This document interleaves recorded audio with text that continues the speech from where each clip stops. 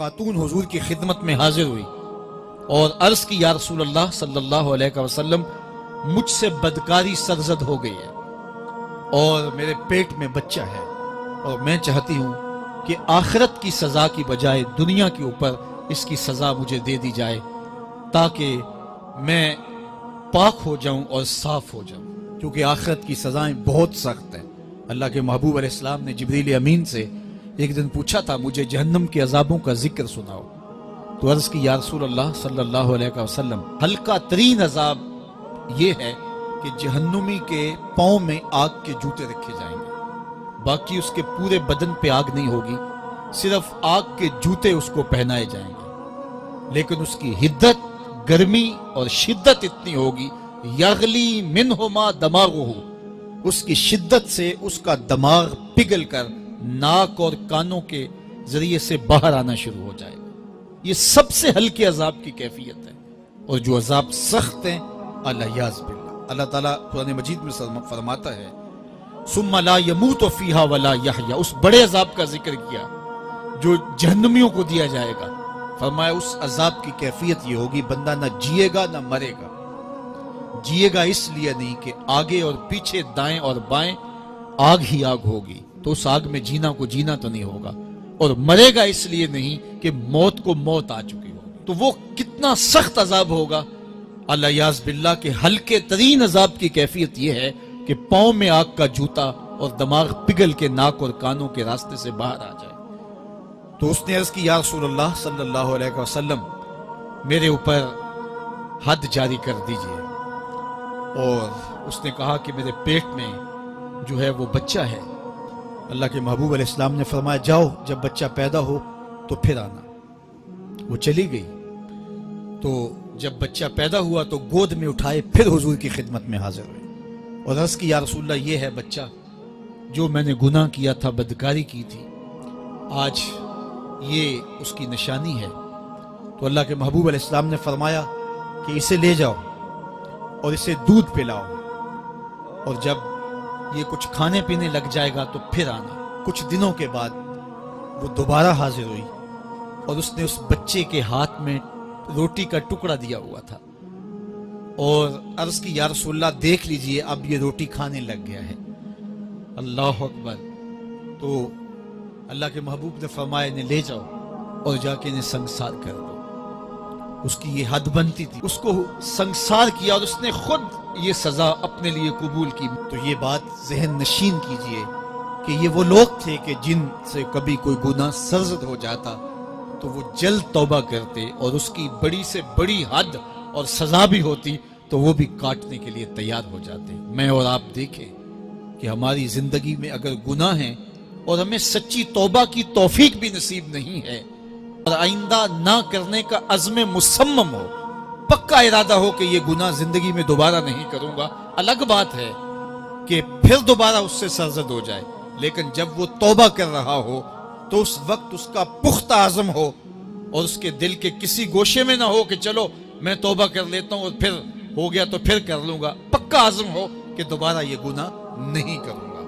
اور اگر زبان سے توبہ توبہ کر رہا ہو اور دل میں ہو کہ ٹھیک ہے یہ تو صبح بھی مجھ سے عمل بد سرزد ہونا ہے، تو اللہ تعالیٰ سے یہ مذاق کرنے والی بات ہے، اور اللہ تعالیٰ سے جو مذاق کرتا ہے وہ کہاں کھڑا ہے وہ خود سوچ لے۔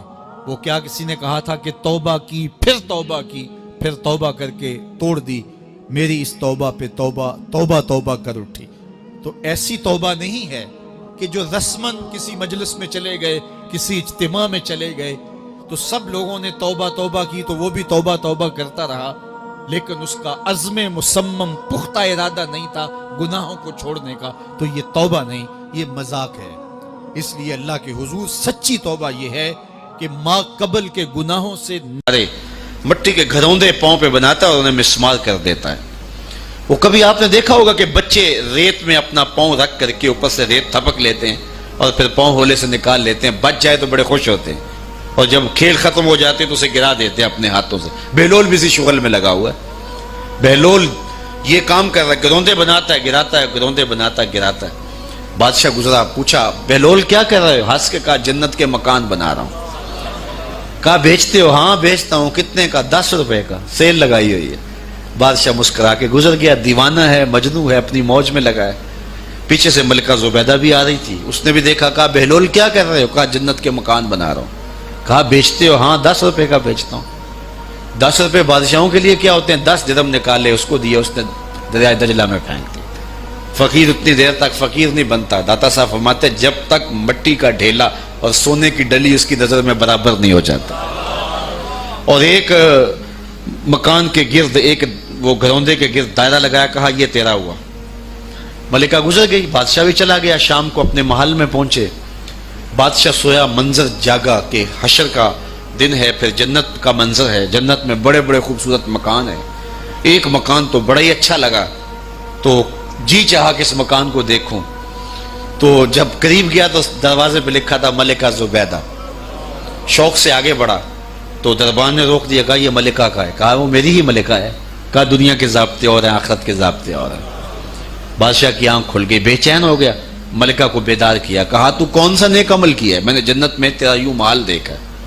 ملکہ کہنے لگی وہی معمول کی نمازیں, وہی سب کچھ, کوئی نیا کام تو میں نے کیا نہیں. ہاں یاد آیا, کل گزر رہی تھی, دجلہ کا کنارہ تھا, وہ جسے لوگ مجذوب کہتے ہیں, وہ جو دیوانہ کہلاتا ہے, وہ بہلول, وہ جنت کے محل کہتا تھا, وہ بنا رہا تھا. میں نے کہا چلو کوئی بات نہیں, فقیر ہے, 10 روپے کیا ہوتے ہیں.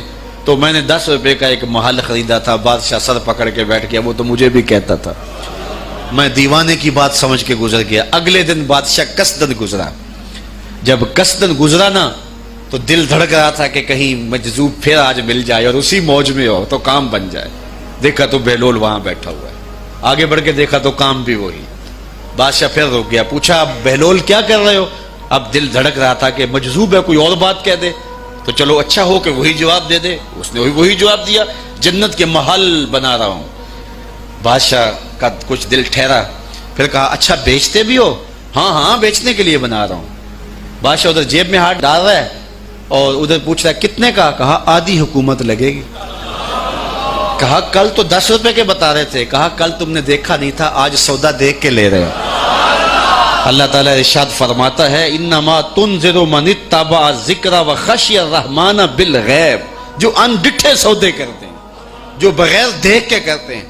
اچھا چلو ایک خوشخبری میں آپ کو بھی سناؤں, اور وہ خوشخبری رسول اللہ کی زبان سے.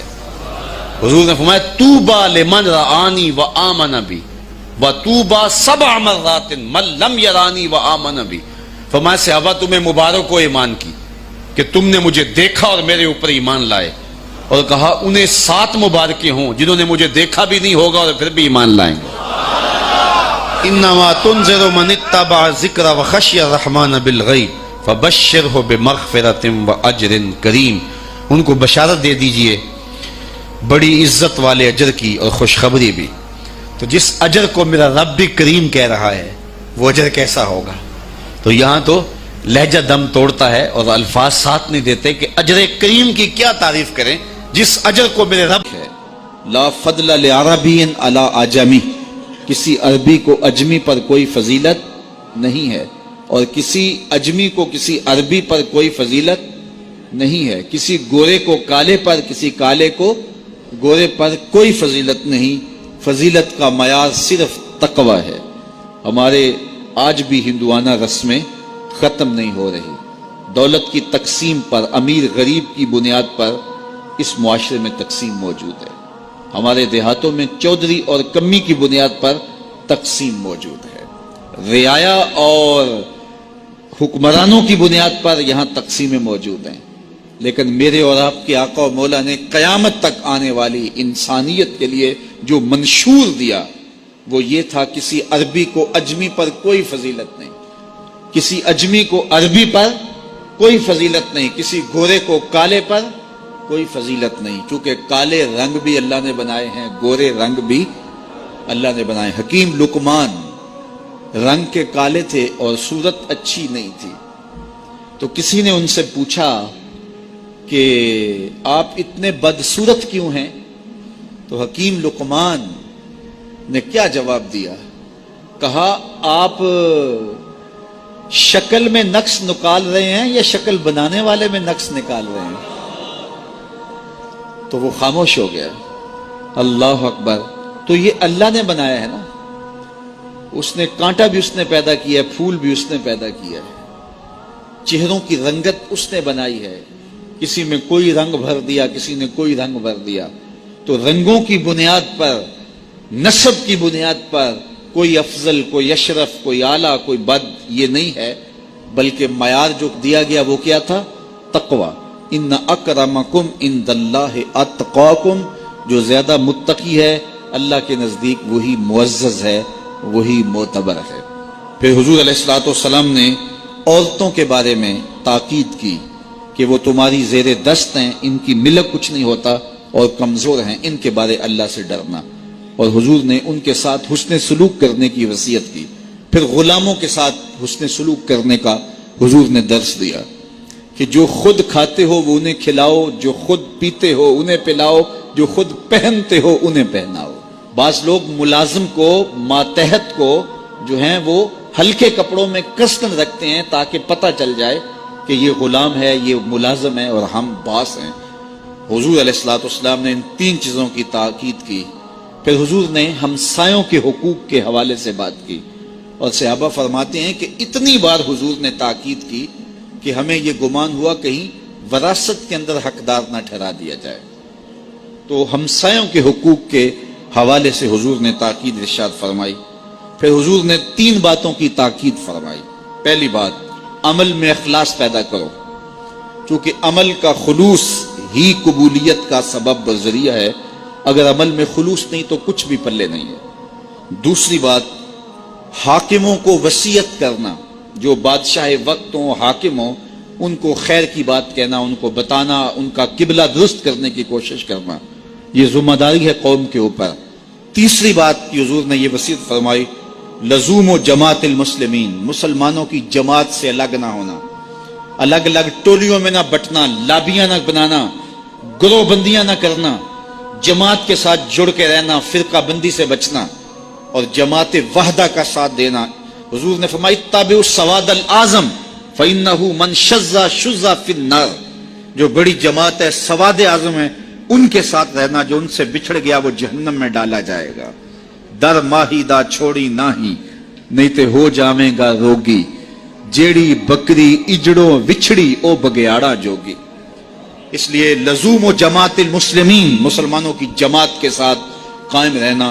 پھر حضور علیہ الصلوۃ والسلام نے فرمایا, اے امت مسلمہ, میں تمہیں لاوارث نہیں چھوڑ کے جا رہا ہوں, میں تمہارے اندر 2 بھاری چیزیں چھوڑ کے جا رہا ہوں, اور اگر تم ان کو مضبوطی سے تھام لوگے میں ضمانت دیتا ہوں تم کبھی بھی گمراہ نہیں ہوگے. ایک اللہ کی